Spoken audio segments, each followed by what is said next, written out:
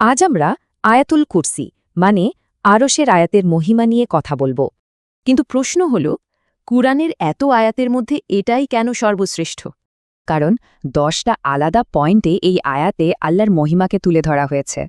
শুরুতেই বলা হচ্ছে আল হাইয়ুল কাইয়ুম, মানে তিনি চিরঞ্জীব এবং সবকিছুর ধারক।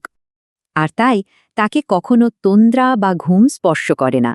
তিনি সব সময় সজাগ। সৃষ্টির মতো তার কোনো সীমাবদ্ধতা নেই, কোনো বিশ্রামের দরকার হয় না। এরপরই আসে তার পরম কর্তৃত্ব আর সার্বভৌমত্বের কথা। আসমান আর জমিনে যা কিছু আছে সবই যেহেতু তার, এখান থেকেই একটা প্রশ্ন আসে, তাহলে এমন কে আছে যে তার সামনে সুপারিশ করার সাহস রাখে? উত্তরটা একদম সোজা, তার অনুমতি ছাড়া কেউই সুপারিশ করতে পারে না। কর্তৃত্বের পর আসে তার জ্ঞানের কথা, যা সবকিছুকে ঘিরে রেখেছে। আল্লাহর জ্ঞানের কোনো সীমা নেই, কিন্তু মানুষ শুধু ততটুকুই জানে যতটুকু তিনি জানান। এরপর আয়াতের মূল আকর্ষণ কুরসির ধারণা, যা তার ক্ষমতা আর বিশালতার প্রতীক।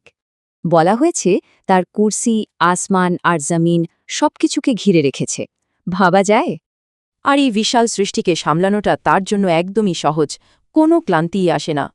আয়াতটা শেষ হয় তার দুটি মহান উপাধি দিয়ে, তিনি সর্বোচ্চ এবং সর্বশ্রেষ্ঠ। তার এই মহিমা নূর বা বিশুদ্ধ আলো দিয়ে ঢাকা সৃষ্টির আড়ালে। বলা হয় সেই পর্দা সরানো হলে তার নূরের তেজে সবকিছু ধ্বংস হয়ে যাবে।